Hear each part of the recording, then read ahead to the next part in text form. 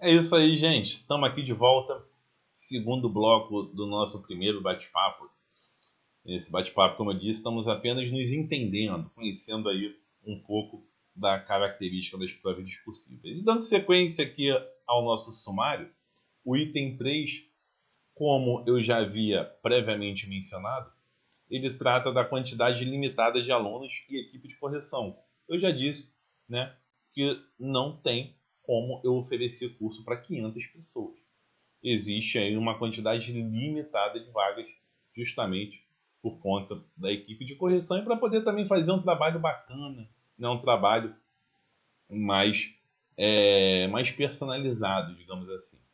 Conclusão: se você quer fazer esse curso, se inscreve logo, pois é bem provável que a quantidade de vagas se esgote ao longo aí do período de tempo entre o edital e a prova. Tá bom? Questão agora de número 4.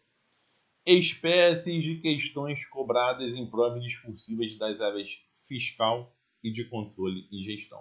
Isso aqui é mais para curiosidade que eu coloquei aqui no nosso primeiro bate-papo, porque o próprio edital já falou que nesse concurso nós teremos um estudo de caso, né? Mas é interessante você saber, talvez para outros concursos, que em provas da área fiscal e de tribunais de contas existem questões conceituais também, peças que podem ser decisões, acórdãos, votos e relatórios, e também parecer ou instrução, parecer técnico, instrução técnica. Então, essas são, basicamente, aqui de forma resumida, as 4 espécies de questões discursivas cobradas em provas da área fiscal e de gestão. Para exemplificar, ó um exemplo aqui de questão conceitual que foi cobrada na prova do Tribunal de Contas do município de São Paulo. O artigo 48 da Lei de Responsabilidade Fiscal trata dos instrumentos de transparência, e pergunta: quais são esses instrumentos de transparência? Quais os prazos e a periodicidade? Quais os prazos, papá? Então, aqui, ó, questão conceitual, tá? ISS de Jundiaí.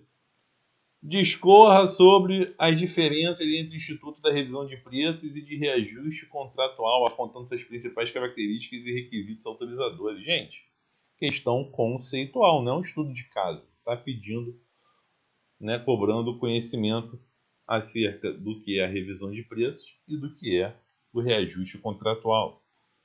CESP, a CESP também tem várias questões conceituais. Olha o que ela cobrou aqui para analista de controle no TCE do Paraná. Fala da Lei 8666 e pede, ó, discorra sobre a modalidade de intervenção que a administração pública está autorizada a executar em propriedade. E aponte as possíveis situações, tal. Então, não tem nada aqui de caso prático, e sim pontos conceituais, nesse caso do direito administrativo. Beleza? Estudo de caso é aqui, ó. É aqui que está o tipo de questão que vai ser cobrado no concurso de São José do Rio Preto. Por exemplo, nessa primeira questão aqui, eu trouxe uma questão da Banca CESP que trata sobre direito tributário. João Amorim é microempresa, contribuinte de impostos federais, estaduais e municipais. Mensalmente, essa empresa declara por intermédio de guias tributários o valor de referidos tributos. Em janeiro de 2015, essa empresa declarou papapá. Então, conta um monte de coisa, conta um fato. E aí pergunta: com relação aos fatos, objeto da situação hipotética a ser narrada, responda de forma fundamentada. Isso é sempre importante. Tem que dizer a razão. Os créditos tributários de janeiro, fevereiro e março estão constituídos? Então você vai ter que dizer sim ou não e dizer o porquê, ou seja, fundamentar. Que providência administrativa a Receita Federal deve adotar para proceder à cobrança dos créditos de janeiro, fevereiro e março? A pessoa jurídica pode beneficiar-se do reconhecimento da espontaneidade para fins de aplicação do Instituto da Denúncia Espontânea? Qual a natureza da denúncia espontânea e a consequência do seu reconhecimento para a pessoa jurídica? Então, tudo isso relacionado com o caso acima. É um exemplo de estudo de caso. Esse foi da Banca SESC. Agora, eu tenho aqui um da FCC para você. Dá uma olhada nesse estudo de caso que caiu na prova do ISS de Teresina. Olha lá. Em 2010, o senhor Antônio Silva adquiriu a propriedade de um terreno localizado em valorizado bairro residencial na zona urbana do município de Teresina. Tal aquisição se deu por escritura pública e foi devidamente registrada no cartório de registro de imóveis competente. Em 2012, ele fez uma obra. Em 2013, com problemas financeiros, decidiu vender o imóvel. E aí conta toda uma historinha. E no final pergunta: diante dos fatos narrados e considerando a incidência do IPTU no exercício de 2016, responda justificadamente, sempre assim, pessoal, tem que justificar. O imóvel descrito está sujeito a imposto na condição de terreno ou de prédio. Você vai ter que dizer se é terreno ou prédio e justificar o porquê.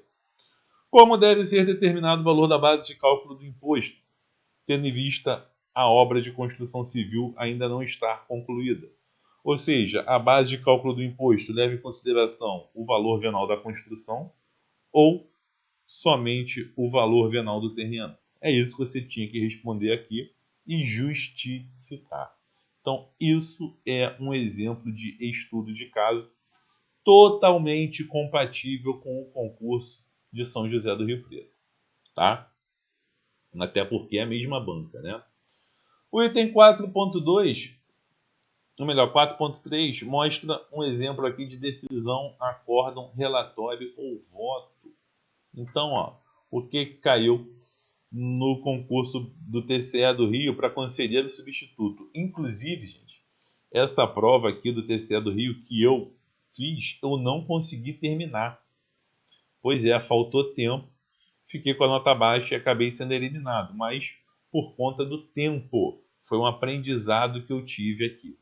Eu vi que o tempo ele é muito precioso em provas discursivas. Então você que escreve devagarzinho, fazendo rascunho com calma, cuidado, pois pode faltar tempo. Inclusive, era uma resposta para ocorrer em até 90 linhas, tá?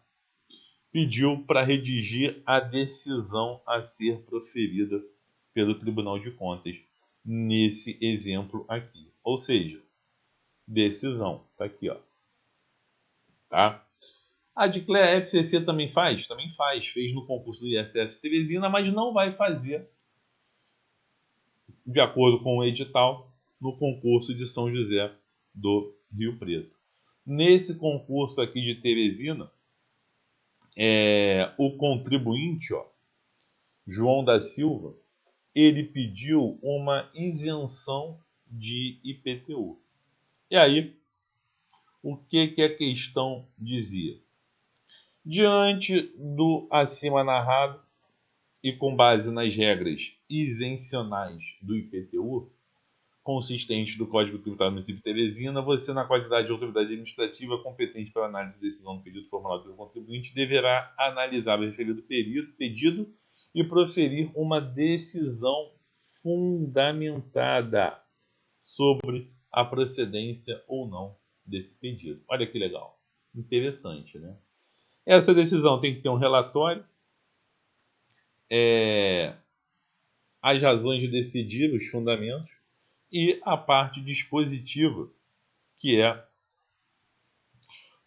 o fato de dizer se o pedido de isenção é procedente ou improcedente. Existe uma forma a ser observada na decisão, como ela não está sendo cobrada no concurso de São José do Rio Preto, eu não preciso explicar para você. O parecer ou instrução nada mais é do que aí a opinião emitida por um especialista. Não acho que vai ser cobrado parecer ou instrução no concurso de São José do Rio Preto, tendo em vista que a banca FCC já foi bem explícita, falando que se trata de um estudo de caso. Aqui, ó, eu tenho um exemplo de parecer uma instrução cobrado no TCU, no concurso de auditor federal de controle externo, lá no TCU. Parecer conclusivo, tá vendo? E, como você já sabe, nós teremos um estudo de caso no concurso de São José do Rio Preto. Então foi apenas um ponto aqui para esclarecer as espécies de questões discursivas que existem e para que você identificasse aquela que vai ser cobrada na sua prova, tá? O nosso curso vai ser focado no edital de São José do Rio Preto. Então, acredita e confia que vai dar certo. Próximo ponto aqui. Vamos falar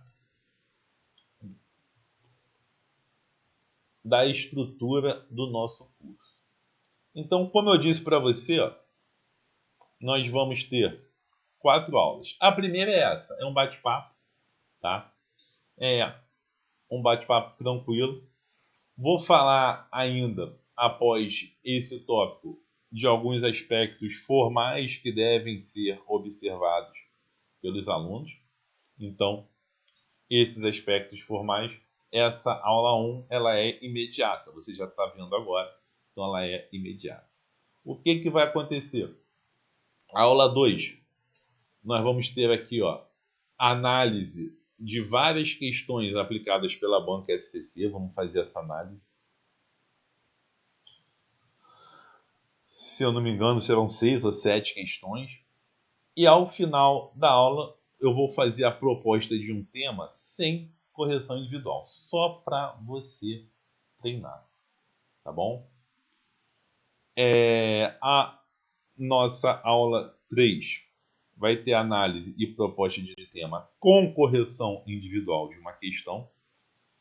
Então tem essa data aqui, ó, a aula 2 até 30 de agosto, a aula 3 até o dia 13 de setembro. Só que, deixa eu fazer um aviso, gente. O que acontece? Normalmente, a lógica é eu preparar primeiro esse PDF que está aqui atrás de mim, tá? E depois gravar o vídeo sobre ele. O que eu costumo fazer, e você já fica ciente disso?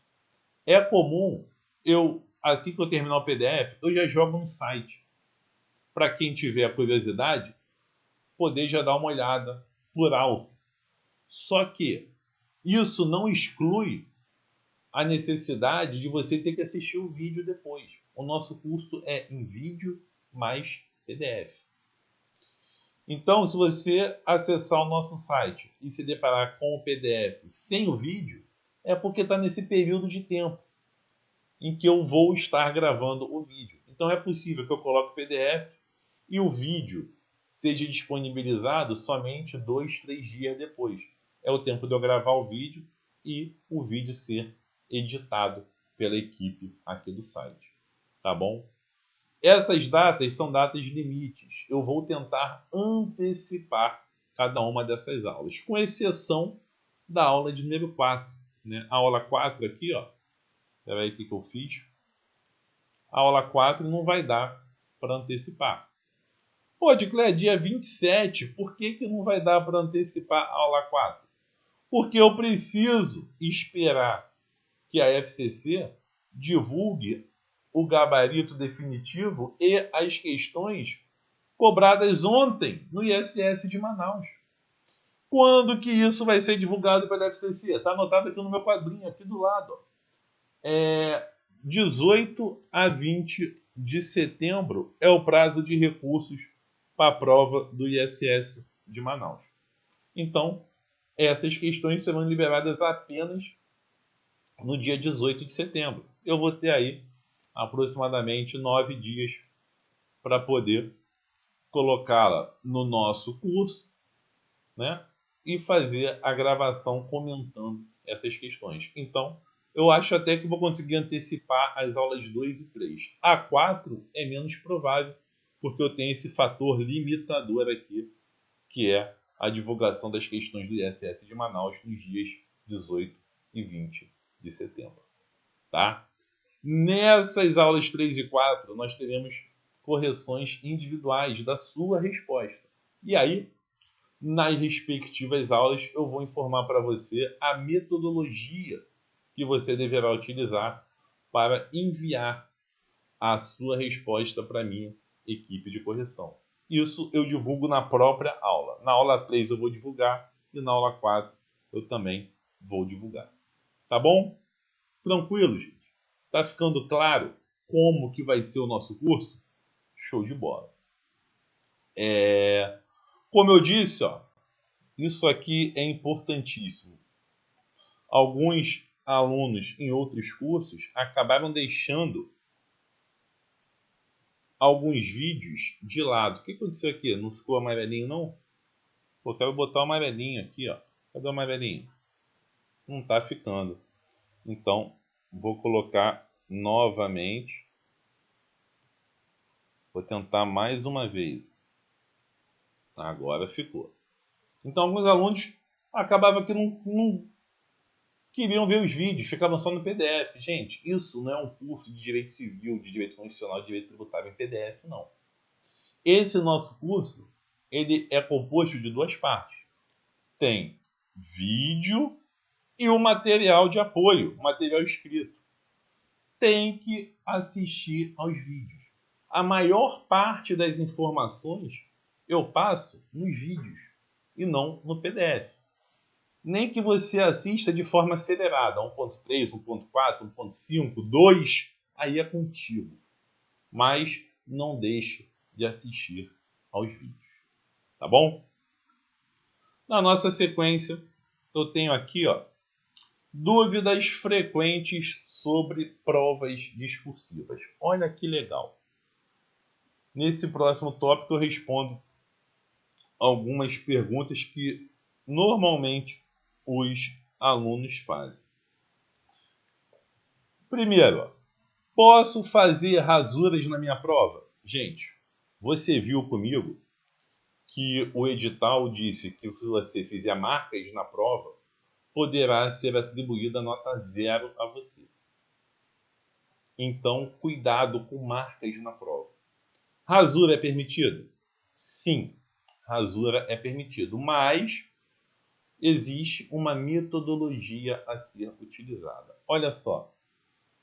Veja, nesse exemplo, eu tenho um exemplo de rasura que é permitido. No que a pessoa escreveu tange meio errado. Aqui no finalzinho, ó, ficou errado, tá vendo? Então, o que ela fez? Ela passou um traço simples e escreveu tange novamente. Perfeito. É assim que precisa ser feito. Estimativa, ela também, aqui ó, a parte do I e do V ficou estranha. O que essa pessoa fez? Passou um traço e escreveu estimativa novamente. Perfeito. É assim que tem que ser feito, tá? Ó, a metodologia do BSC envolve. Aí ela escreveu 4, não escreveu o R do 4. O que ela fez? Passou um traço e escreveu 4 novamente. Tá perfeito. É assim que tem que ser feito. Ou seja, havendo a necessidade de rasurar, faça um traço simples de ponta a ponta na palavra, tá? Inclusive, pessoal, na minha prova do TCM-RJ, do Tribunal de Contas aqui do município, teve uma questão, foi uma questão até de contabilidade, que eu risquei a linha de ponta a ponta, 4 linhas. Eu peguei e fiz isso. Ó. Risquei 4 linhas na sequência, porque eu tinha começado a questão errada. E comecei novamente a questão a partir da linha 5. A FCC não me tirou nenhum ponto por conta disso. E eu sei que ela não me tirou ponto porque nessa questão eu tirei a pontuação máxima. Valia 10 pontos, eu tirei 10 pontos. Ou seja, pessoal, um traço simples é a forma correta de se rasurar a questão. Erros acontecem, é natural, tá? É natural. Agora, o que não se pode fazer? Isso aqui, ó. Isso aqui não pode fazer, gente. Pelo amor de Deus. A banca, ela pode entender que essa rasura é um sinal identificador e fazer uso do edital no item 9.5, atribuindo nota 0. Tá? No concurso de São José do Rio Preto, banca FCC não pode rasurar dessa forma. Aqui, ó, fez um X aqui, tá vendo? Também pode ser um sinal identificador. Cuidado! Quer rasurar? Faça um traço simples. E aí depois escreve novamente a palavra que você achou que não ficou correta. Tá ok? O que acontece se ultrapassar as bordas? Nós vimos que, se não for respeitado o espaço destinado à resposta, a banca pode atribuir nota 0. O item não é esse 11.7, não, é 9 ponto alguma coisa. Está errado o número desse item aqui. Mas a banca pode atribuir nota 0. Ou seja, dá uma olhadinha aqui, ó. Nesse ponto, tá vendo? Nesse ponto, o aluno, ó, ou a aluna, ou o candidato ou a candidata, ele passou da margem. Não pode passar da margem. O examinador pode, em razão disso, atribuir nota 0. Então, pessoal, olha só. Está chegando próximo do fim da linha? Fica esperto. Tenha cuidado, tenha cautela. Seja prudente, tenha precaução. Isso é a prova que pode mudar a sua vida. Se você não tiver cuidado, não tiver cautela com a prova que pode mudar a sua vida, você vai ter cautela com mais o quê? Então, vamos ter atenção. Está chegando próximo? Fica atento para poder, se precisar, quebrar a palavra na sílaba certa, fazer o tracinho, o hífen, tá? E passar para a próxima linha. Adcler, como é que eu faço essa quebra, esse hífen? Pessoal, veja aqui o seguinte, ó. Operacional, tá vendo aqui na linha 2? OP, tracinho, racional. Maravilha. Fez a separação correta. Agora, essa linha aqui embaixo, tipo um sublinhado, tá vendo? Essa linha não pode. Não se separa sílaba com sublinhado, com underline. Se separa com hífen. Então fica ligado nisso. Olha só, se você digitar um e-mail e ao invés de hífen colocar sublinhado, o e-mail vai chegar? Não, não vai chegar. Então hífen não é sublinhado, não é underline. Para separar a sílaba tem que usar o quê? Tem que usar hífen. Beleza? Seguindo. Devo lá usar letra cursiva ou posso usar letra de forma? Pessoal, muita gente escreve com letra cursiva, é a grande maioria, mas existe um pequeno grupo de pessoas que escreve com letra de forma. Todas com o padrão maiúsculo, e essa pessoa não sabe escrever com letra cursiva. O que ela faz? Vai usar a letra de forma, problema nenhum. O edital de São José do Rio Preto não faz qualquer menção sobre a utilização de letra cursiva ou de forma. Então, acredito não haver problemas caso você utilize a segunda hipótese. Agora, sendo cursiva ou sendo letra de forma, ela tem que estar legível. Pois, se ela estiver ilegível, a banca pode atribuir nota 0, você já sabe. Olha um exemplo aqui de redação, ó, em que a letra está legível. Enquanto as hipóteses de inexigibilidade são exemplificativas, devido à dificuldade de se prever todas as ocasiões em que a competição não é viável, as hipóteses de dispensa são taxativas. Perfeito, gente. Show de bola. Tá? Agora, um exemplo de letra de forma que está legível. De acordo com o Código Tributário Municipal de São Luís, as obras 1 e 2 dão ensejo à contribuição de melhoria por serem obras realizadas com dispêndio de recursos. Ó, fez a rasura correta aqui, mas está legível. E, para diferenciar maiúscula de minúscula, esse candidato colocou sempre a letra maiúscula maior, né? Iniciando aqui, ó, maior. Excelente, gente. Tranquilo. Não há problemas quanto a esse tipo de letra. Não é comum as bancas descontarem pontos por causa disso.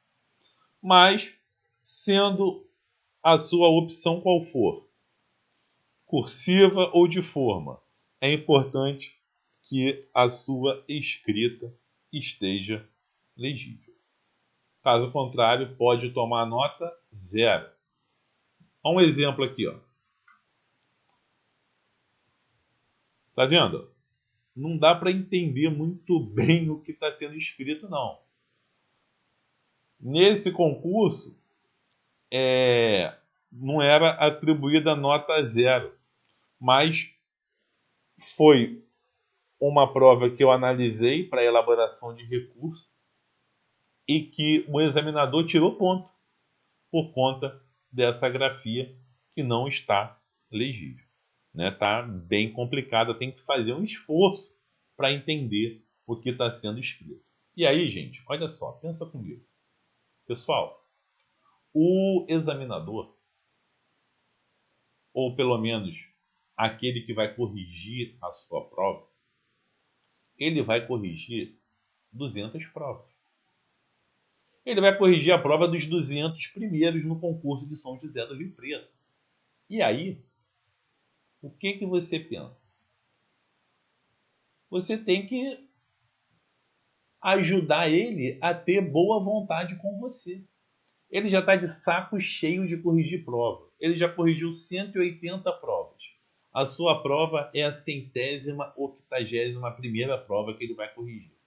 Você acha que esse examinador, esse corretor de prova discursiva, ele está de boa vontade? Já está de saco cheio. Então, se ele se depara com uma prova mal escrita, com uma prova em que o desencadeamento de ideias não está tão óbvio, tão sequencial, é comum, é normal que ele já fique de má vontade. E aí já chega com a caneta na mão, ó, cortando ponto. Ou seja, ajude o examinador a te dar uma boa nota. Como? Faz uma prova com uma boa apresentação. Coloca uma letra bacana para ele entender, né? Coloca as ideias organizadas para que ele possa entender de forma rápida. Não tem que ficar gastando tempo na sua prova buscando entender o que você queria escrever. Se você não utilizar uma sequência bacana de ideias, o examinador vai ficar de má vontade e pode tirar ponto por causa disso. Então, ajude-o a te dar uma boa nota. Tá bom? Combinado, gente? O que mais que eu tenho que falar para você? Espaçamento de um parágrafo. Tem que dar espaçamento de parágrafo.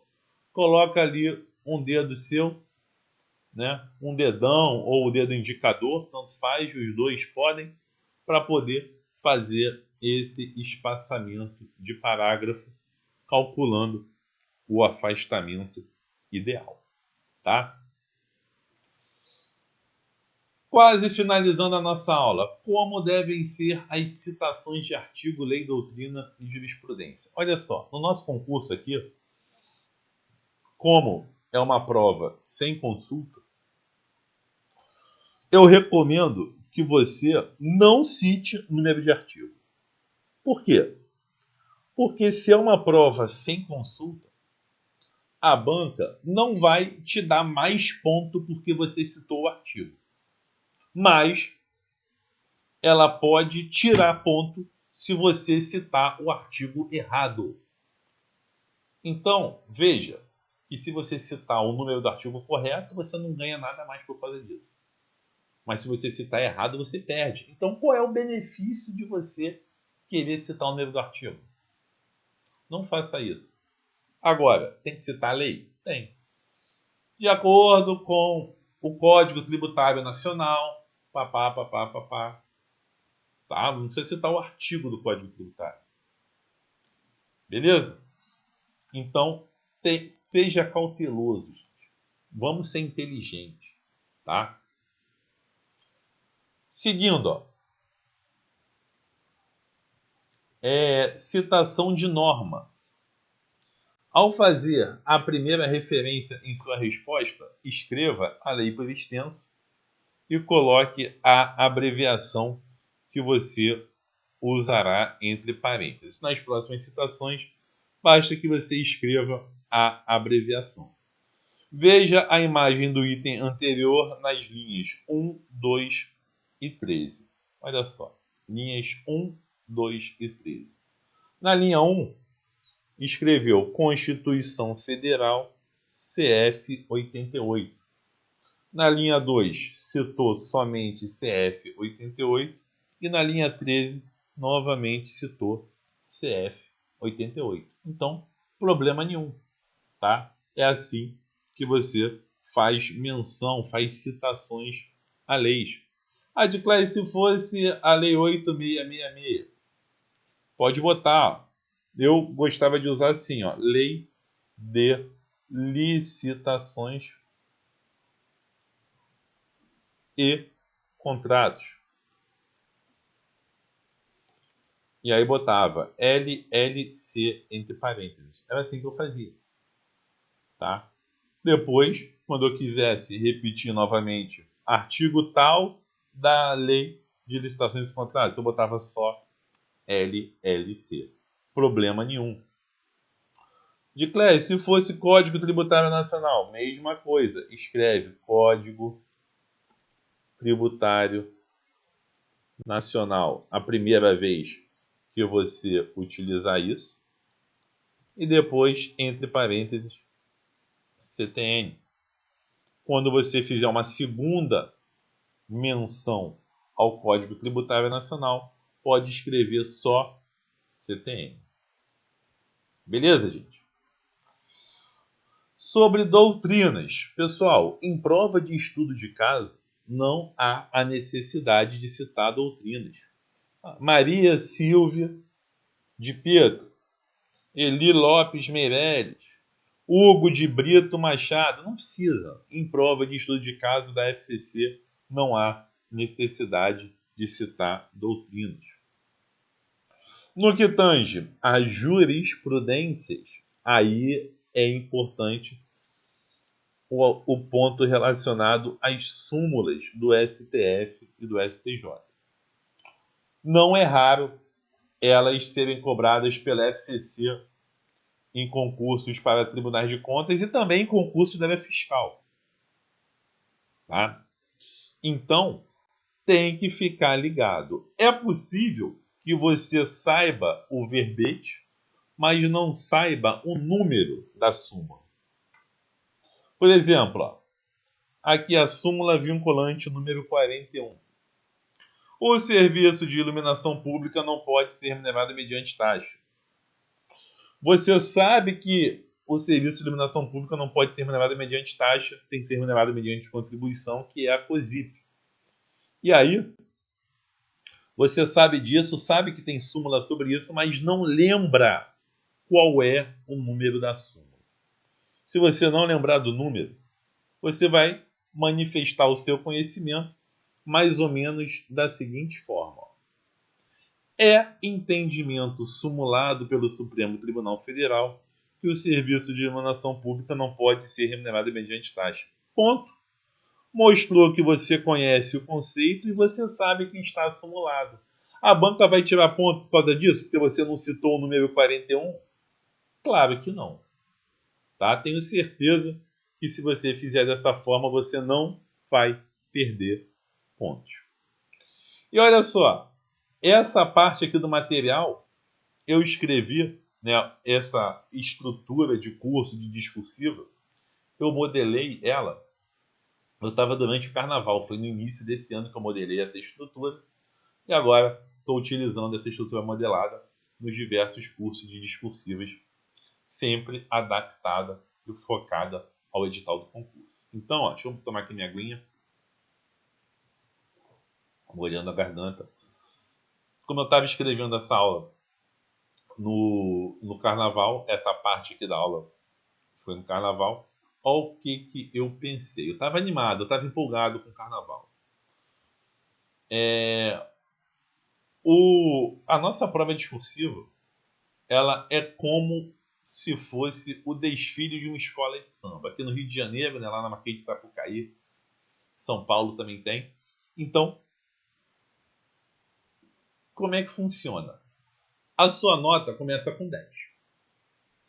E aí, a banca vai vendo se você cumpriu os quesitos. Tal, tal, tal, tal. Opa, esse quesito não cumpriu.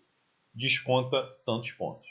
Esse quesito não cumpriu. Desconta tantos pontos.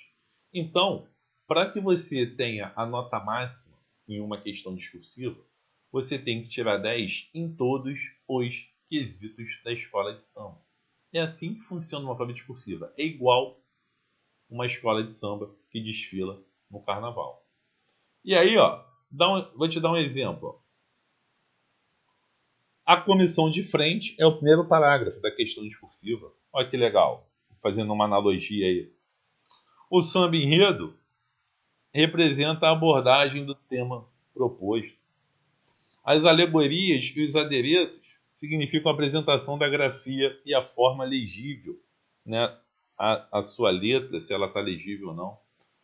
A ala das baianas é tradicional, toda questão tem que ter, toda escola tem que ter.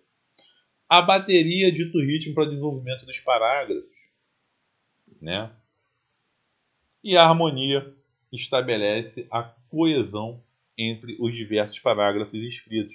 Então, aqueles elementos de coesão conectivos, que são entretanto, todavia, sendo assim, esses elementos de coesão vão tornar a leitura, né, a escrita mais harmoniosa. Então, gente, mesmo que você não goste de carnaval, diga que eu não gosto de carnaval. Tudo bem, mas faça a sua redação como se fosse um desfile de escola de carnaval. Tente fazer a sua redação, a sua questão discursiva, tecnicamente perfeita, tá? Porque se a banca não descontar pontos, você vai ter a nota máxima. E é esse o nosso objetivo aqui. Legal, gente? Bacana? Pessoal, essa nossa primeira aula termina por aqui, tá? Espero que você tenha gostado. Espero que você confie no trabalho que eu vou fazer junto com a minha equipe de correção. Tenha certeza que a gente vai buscar proporcionar a você o melhor curso de discursivas possível. Tá bom? Bons estudos. Continue firme aí, acredite. Um abraço.